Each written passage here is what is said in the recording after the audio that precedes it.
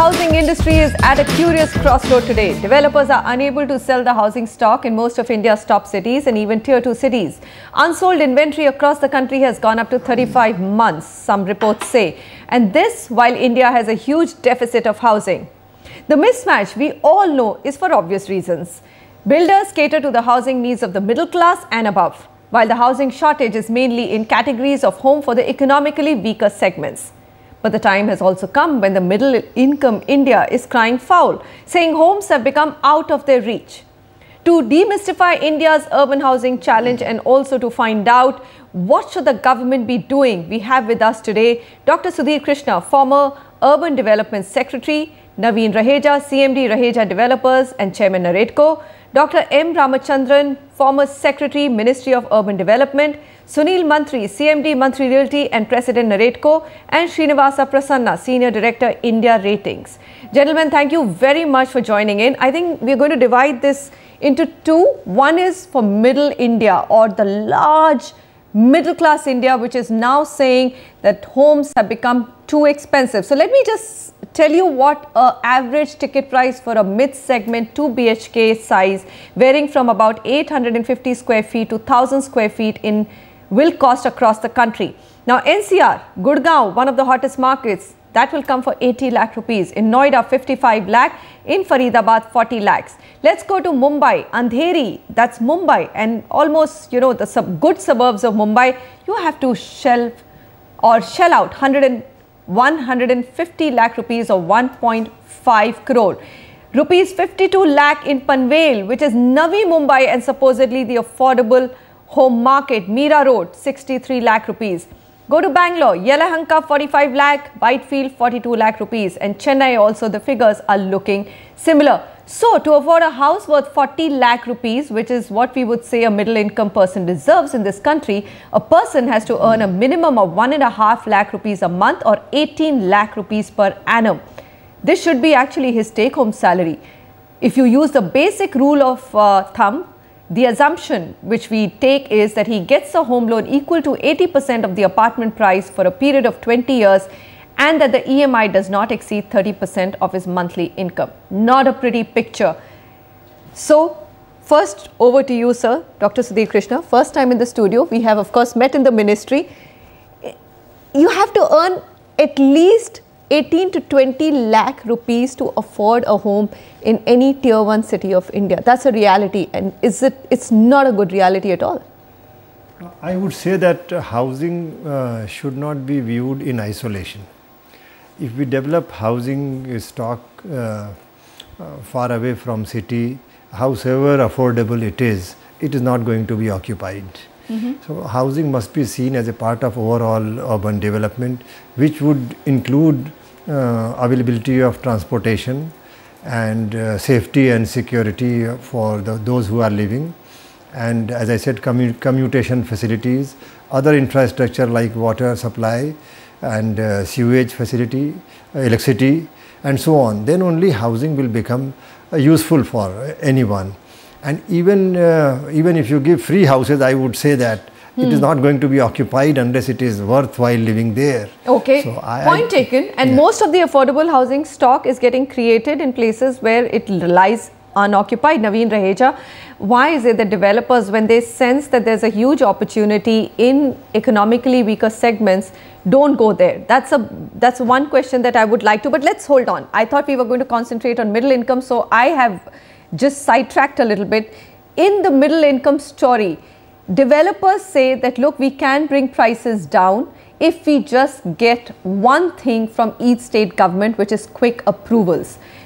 That actually adds to the cost. Do you stand by that statement? Because now you have a new government, and I will ask Sunil Mantri that, which promises to bring about change. Naveen Raheja? See, 40 to 50 approvals, more than 1.5 years to even going up to 3 to 4 years for getting licensing. We get that. We've established many times. My question to you is very simple. If middle income India is saying that, look, housing has become very expensive, and that's partly the reason why developers are finding it very difficult to sell in this Diwali period, or have found it very difficult to sell. if your approvals come in 3 to 6 months, will you bring down home prices? That's the big question. Yes, it is not only approvals, it is enabling approvals also. Are you going to give me adequate density to make housing for the common man? In India, our policies are based upon National Building Code and very, very old bylaws. We have limited densities, 200 density, 300 density. Average apartment size is so big, if we do even count for cost of land and FSI, it goes out of the reach of the common man. What can we do? Policies have to be enabling, number one. Clearances must come online. After all, if we take 3 to 4 years for getting clearances, the cost of money gets loaded on the customer. And then there is an uncertainty risk also which I have to cover. Because 3 to 4 years, some policies might change, some other problems also come, I have to hedge that as well. Okay. So Sunil Mantri, Naveen Raheja is not answering that one question. Approval delays are supposed to are adding huge amount of cost. That's what I hear from developers. If approval delays go, the BJP government is promising to do that. Maharashtra, at least your state, has a new chief minister who's extremely positive. His interview we've carried where he says he's talked about housing and said that 40 approvals are needed, which is ridiculous, and that is going to change if those delays go away. Is there room to bring down prices, and by how much? I 100% agree with you, Manisha. The approval is a major cost of the hindrance, and it adds to the cost. And it has become very important in a metro cities where you see the huge land cost. Almost 50, 60 or some cases 70% of the sale price is a land cost. And if the government mechanism, whether the municipal corporation, whether environment clearance, sit on the approvals for a couple of months, years, it is going to add in the cost. That's the first point. Second, one more point you have to note, there was a big article few days before about the corruption, demand of the extra money or the premiums cost. It also adding to the cost, which ultimately the developer is passing on to the consumer eventually. So you have to keep that thing also in mind. And the biggest thing is the land, which is basic raw material, has become the extraordinary expensive material, because you must have noticed, for example, land in BKC has been auctioned at 100 to 250 crore rupees per acre. Now ultimately you have to divide this 250 crore divided by the FAR available. So if the land prices are so high, how we can give the cheaper housing or the affordable housing? If you talk the infrastructure, Mumbai's peripheral area, we are not properly connected with the infra. Very little land is available. Whatever land is available, that is again regulated either with CRZ, either with the Forest Regulation Act, the DC Regulation Act and zoning regulation. So I think the simple idea, what Hyderabad has done, connect all the 60-80 square kilometer peripheral area, create more land parcels, go away with these old rule regulation of the environment and other clearances, only will create a huge supply of the land, give more FAR, it will only create more housing stock, and then only the prices can come down. Approval is a major hindrance, and if the approval can be made online window, single window clearance or online clearance within 30 days, approval and getting the occupation certificate, definitely the developer community can reduce the prices with 5 to 15% without any difficulty. Dr. Ramachandran, what is your view? So what I'm hearing is that A, approval process has to be faster, B, more land has to be made available, and 3, connectivity has to improve. If all these 3 fall into place, and well, we would all like to see that day, prices can come down. My question is, can prices not come down right now, right away? Do you think that prices have run up too much of homes across big cities, or do you think that hypothesis is not correct?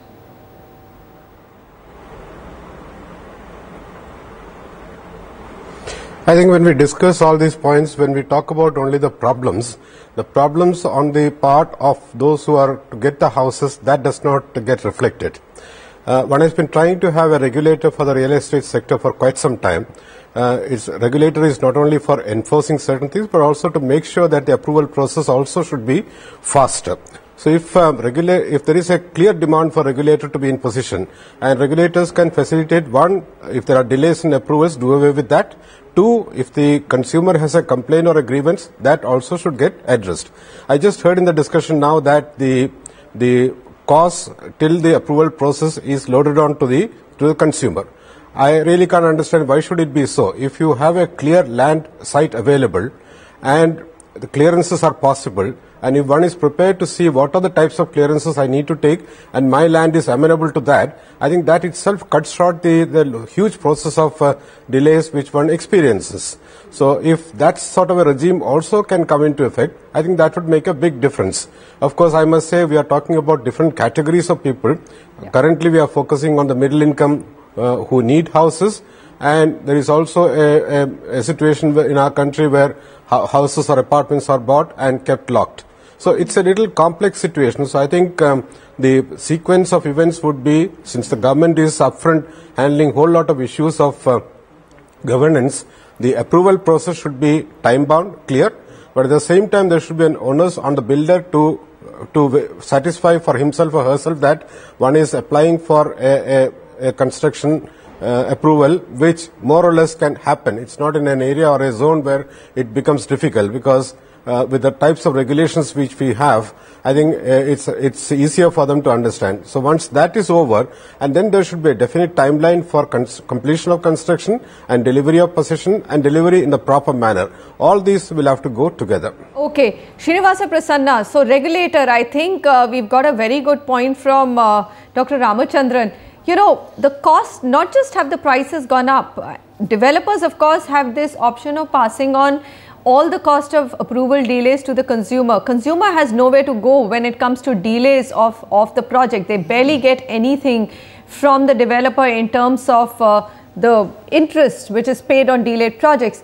Run us through the situation, and we're just going to focus on middle income right now. We will go to the economically weaker segment and affordable homes a little later on the show.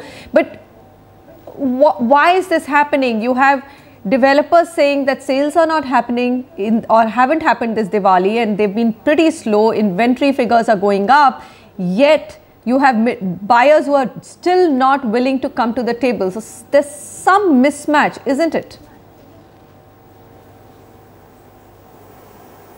Yeah, there's been a mismatch for some time now. I mean, it's not just this Diwali. It's probably been there for the last 2 or 3 years or even more. Yes, inventories are building up, and it's gone beyond the affordability of, as you rightly calculated earlier. Say, for example, somebody who makes 12 lakhs and 50% is something which is acceptable to the lender. Probably they can go up to around 5 times their, gross earnings. That is 11 lakhs. That's around 50 lakhs, which I think, according to some affordability measure, is severely unaffordable. So that is the kind of thing which is available, and therefore because of the high prices, people are not buying.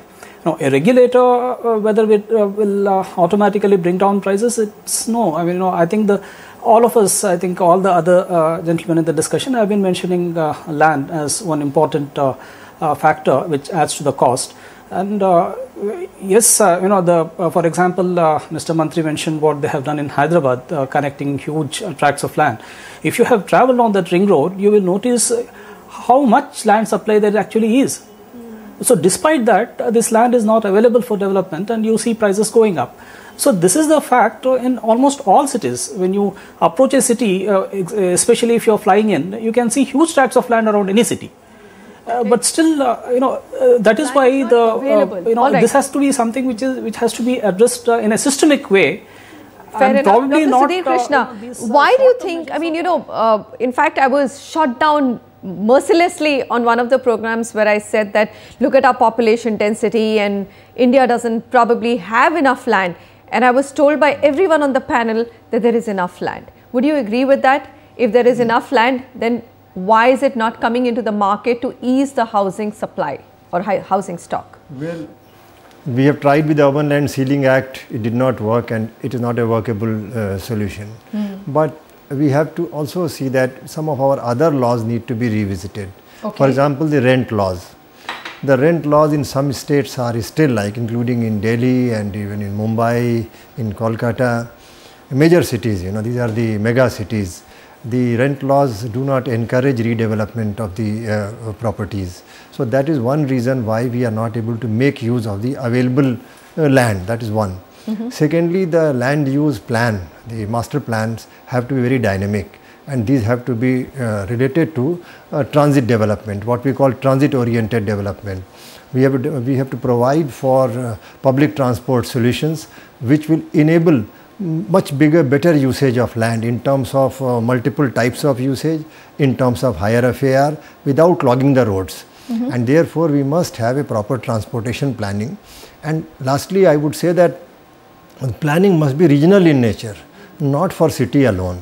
The city and the pertinent surrounding areas must be viewed as an integral part of habitation, and all the planning, whether it is the drainage plan, whether it is the circulation plan or mobility plan, or whether it is water supply plan or waste management plan, unless these are integrated for the whole area, in bits and pieces, if we develop housing stocks, is not going to work. It has not worked in, even you develop, Rajiv, we talk about weaker section housing or prime housing, both will not be occupied if these are not part of integrated setup. So I would say that the land have to be made available as a part of integrated master plan. India as a country will have to provide affordable homes to an estimated 38 million households by 2030. No other country has provided affordable housing on this scale. On the other side, let's get to that issue. What has the government done so far? Because it cannot be done by private players. It has to be a workable and a business model for private players to step in. So what does the government need to do, and what do private developers need to do? We'll come back and discuss all of that.